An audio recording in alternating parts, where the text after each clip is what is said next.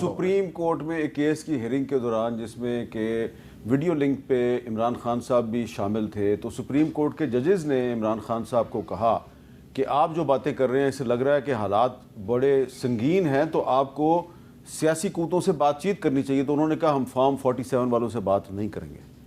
تو اس کی بھی وجہ ہے نا، اس کے پیچھے ایک منطق ہے۔ اب دیکھیں یہ ہمیں راہ دکھاتے ہیں کہ جی اگر آپ کو مسئلہ ہے ریگنگ، ابھی جیسے انہوں نے کہہ دیا کہ جی مولانا کا مینڈیٹ جو ہے وہ تو تحریک انصاف نے چرایا ہے، تو ان کو تحریک انصاف پر بات کرنی چاہیے۔ نہیں، کسی ہم یہ بات نہیں کر رہے ہیں، ہم سسٹم کی بات کر رہے ہیں۔ اب اس سسٹم میں ہمیں اپرادھ دکھاتے ہیں کورٹس کی، ہمیں اپرادھ دکھاتے ہیں الیکشن کمیشن کی، ہمیں اپرادھ دکھاتے ہیں الیکشن ٹریبیونلز کی۔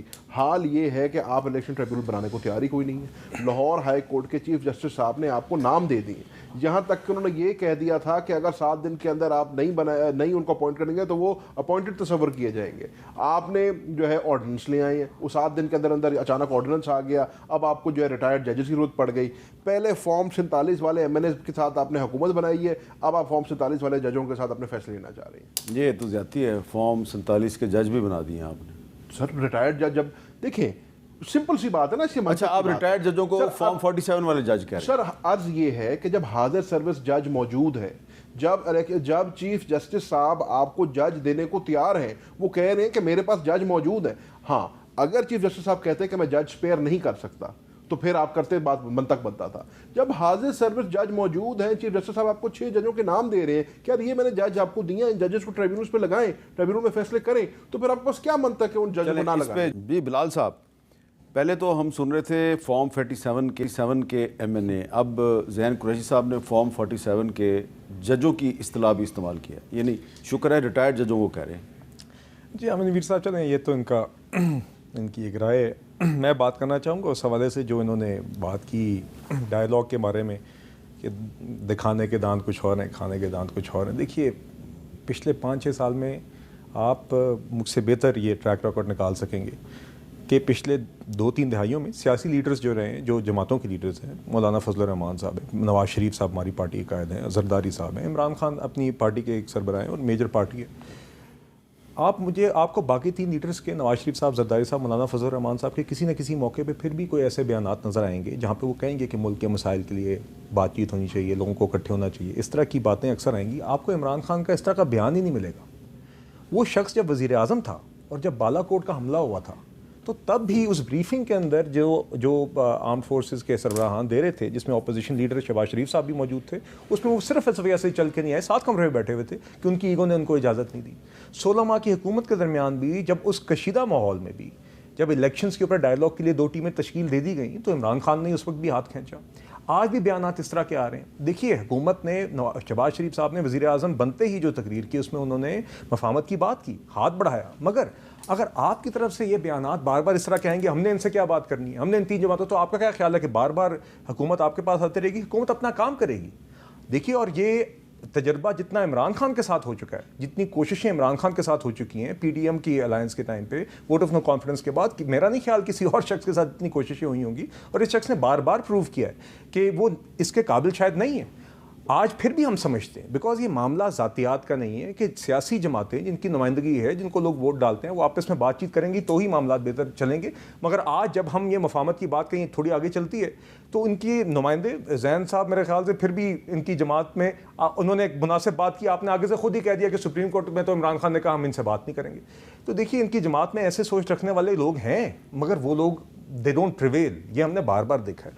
اسی لیے جب بھی یہ بات آگے چلتی ہے تو یہ بار بار اپنا ہاتھ کھینچ لیتے ہیں، اور اگر اسی طرح یہ ہاتھ کھینچتے رہیں گے اور یہ سمجھتے رہیں گے بار بار کہ کوئی مجبوری ہے ہماری یہ بات کرنا، تو یہ بھی ان کی خام خیالی ہے، اس لیے بار بار یہ بات۔ بلال صاحب دیکھیں، بات یہ ہے کہ اگر پچھلے سال 9 مئی میں جو لوگ گرفتار ہوئے، اگر 9 مئی کے الزامات ان پہ ثابت نہیں ہوتے اور عدالت ان کو رہا کرتی ہے، ان کو کسی اور کیس میں پکڑ لیا جاتا ہے۔ اچھا میر صاحب، میں اس میں ایڈ کرتا ہوں۔ ہاں وہ میں اب میں بلال بھائی کی بات سے ایگری کر رہا ہوں۔ وہ کہتے ہیں مفاہمت کی انہوں نے بات کی، وہی والی بات ہوگی نا، کھانے کے دانت اور دکھانے کے نہیں، سر مفاہمت کی صرف بات ہوئی۔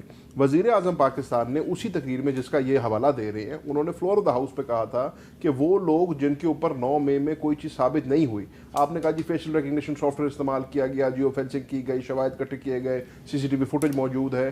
آج 1 سال گزر گیا ہے، جن کے اوپر آپ کو شواہد نہیں ملے، वज़ीर आज़म साहब ने कहा था कि उनको रिहा करना चाहिए, फिल फॉर रिहा करना اور اس میں دیکھیں اس میں پارلیمنٹیرینز بھی شامل ہیں. ایک سینیٹر صاحب ہیں اعجاز چودھری صاحب, اس میں میاں محمود الرشید صاحب ہیں, ٹھیک ہے, ڈاکٹر یاسمین راشد صاحب ہیں, ڈاکٹر یاسمین راشد صاحب اس وقت ایم این اے نہیں ہیں لیکن وہ فارمر پروونشل منسٹر ہیں. ان کو بار بار گرفتار کیا جاتا ہے, بار بار گرفتار کیا جاتا ہے. شاید لگ یہ رہا ہے کہ ان کو کسی اور مقدمے میں سزا سنائی جائے گی. تو جب عدالتیں رہا کریں گی اور ان کو آپ جیل میں ہی رکھیں گے تو پھر کیسے پی ٹی آئی مذاکرات کرے آپ سے؟ جی دیکھیے میں حامد میر صاحب, بات یہ کہ جو کیسز کورٹ میں ہیں وہ تو کورٹ فیصلے کرے گی. گرفتاریاں بھی اب 9 مئی کے حوالے سے ہوتی ہیں, اگر وہ اپنا کیس پروف کر لیتے ہیں تو وہ بری ہو جائیں گے. ہم تو جی ان چیزوں پہ نہیں پڑھتے جو عمران خان صاحب جن میں پڑھے تھے کہ امریکہ جا کے نواز شریف صاحب کے سیل سے اے سی اتارنے کی بات کریں. شہباز شریف صاحب کا دیکھیں کہ ان کو کرسی تو نہیں مل گئی کہ وہ نماز پڑھ سکیں. رانا ثناء اللہ کو گدا نہ ملے, لوگوں کو کھانا نہ ملے. یہ تو عمران خان صاحب کے شوق تھے جن نے پورے کیے بطور وزیر اعظم.